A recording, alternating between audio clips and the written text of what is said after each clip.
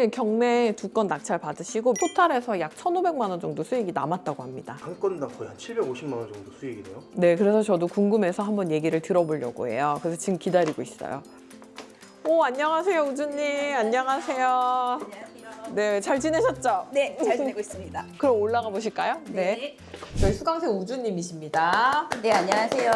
11살 딸을 키우고 있는 우주라고 합니다. 네. 만나서 반갑습니다. 네, 지금 현재 하시는 일은 어떻게 되세요? 10년 동안 전업주부로 오. 편안한 생활을 했었습니다. 네. 강의 듣고 벌써 매물 2개나 매도 완료하셨다고 들었어요. 네. 네, 첫 번째 물건 어떤 물건이죠? 처음 물건은 광주 지역에 있었던 아파트였는데요. 오. 7,100만 원에 낙찰을 받았고 네. 8,700만 원에 매도를 했고 순수익이 700만 원이 남았습니다. 이것저것 다 떼고 나니까 네, 700만 원 네. 남으셨군요. 오. 두 번째 물건 어떤 물건이에요? 두 번째도 선생님께서 항상 아파트를 말씀을 해주셔가지고 네. 저희 집에서도 한 가는 데만 5시간 걸리는 섬에 있는 건가요? 낙찰을 해가지고 1억 750에 낙찰을 받았었습니다. 1억 750. 그리고 최근에 1억 2천에 매도를 1억 했습니다. 2천. 와. 그렇게 해서 2건에서 약 1,500만 원 정도 네, 매출이 나왔네요. 맞습니다. 네네. 2개 정도 해보니까 네. 이거만 한 게 없구나. 이런 마음은 좀 돈 버는 게 좀 쉽다라는 생각을 진짜로요? 했습니다. 아니 근데 왜냐면 우리 우주님은 쉽지 않았거든요. 첫 번째 물건 명도 되게 힘들었고 유수도 사실 뭐야. 근데도 또 해야겠다는 생각이 든다는 거죠. 네. 너무 좋다. 첫 번째 아파트 낙찰 받을 때 투자금이 얼마였어요? 제가 투자금이 1,000만 원이었어요. 2천만 원. 2천만 원으로 7천만 원 아파트를 낙찰 받고 네. 2천만 원 이제 한 2,700으로 키워졌군요. 네, 맞습니다. 그리고 두 번째 물건 낙찰 받을 땐 그럼 얼마가 있었어요? 그때는 이제 에어비앤비의 수익과 네. 제가 이제 모은 돈이 있었으니까 3,500만 원으로 했습니다. 3,500만 원. 그러면은 두 번째 물건이 1억 정도로 이렇게 커졌던 이유는 3,500만 원 정도 생겼기 때문에. 네. 그러면은 지금은 그 2천만 원이 어떻게 얼마가 됐어요? 2천만 원이 이제 4천만 원이 됐죠. 4천만 원이 됐군요. 와. 1년 안 돼가지고 있었던 일이네요. 네, 그러네요. 네. 그럼 대출을 얼마 받은 거예요? 거의 80%가 대출이 나와서 네네네. 5,620만 원. 오. 까먹지도 않아요. 그럼 2천만 원으로도 경매가 충분히 가능한 거네요? 네, 가능합니다. 그리고 700만 원 정도 버니까 사실은 수익률은 한 40% 되는 건가? 그 정도 되죠. 원래 가정주부라고 하셨잖아요. 그러면 소득이나 이런 게 없으셨을 텐데 어떻게 대출이 80%나 나오셨어요? 매매 사업자로는 충분히 그 대출이 나옵니다. 그리고 진짜 많은 분들이 착각하시는 게 저 주부인데 대출 나와요? 저 프리랜서인데 대출 나와요? 저 무직인데 대출 나와요? 맨날 물어보시거든요. 네. 대출이 나온다.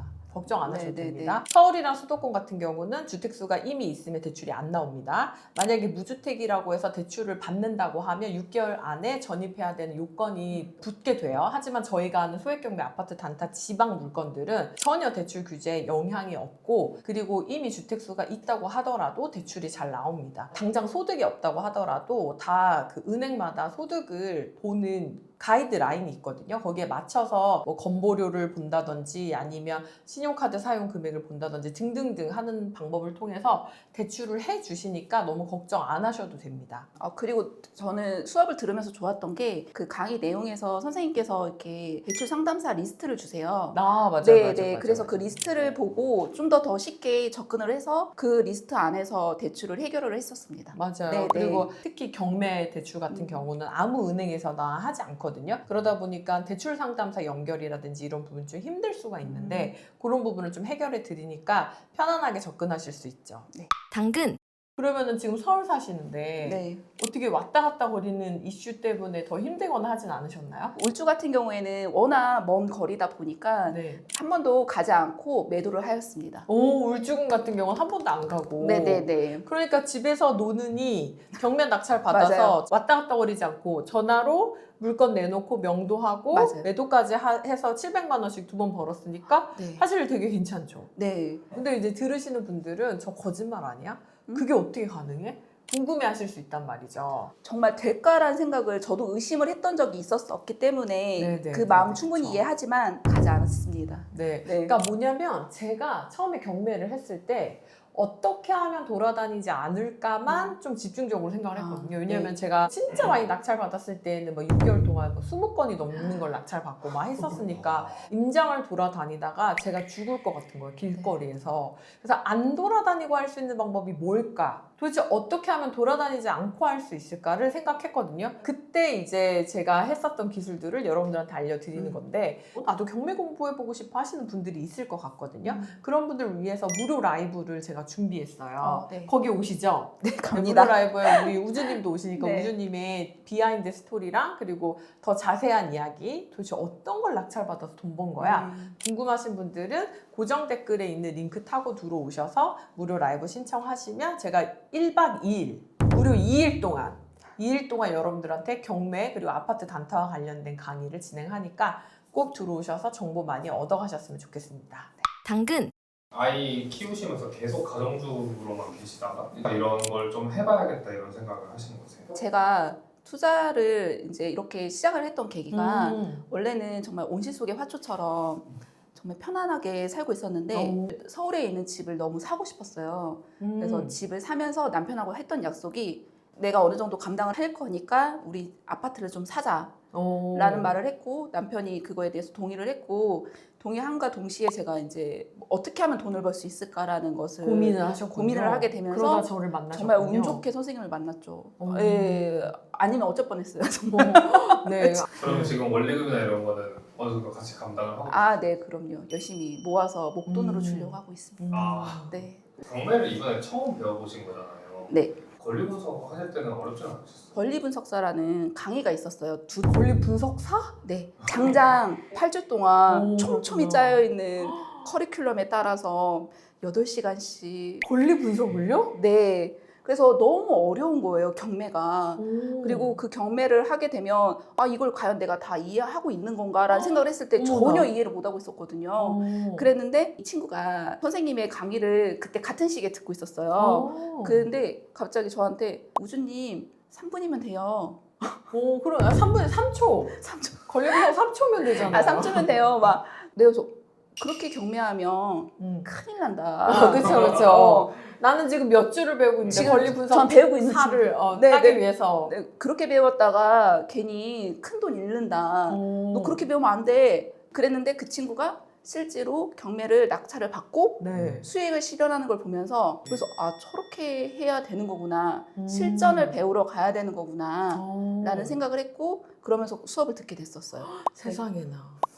권리 분석사 자격증을 또 준비하셨다는 거 제가 오늘 알았네요. 아, 네.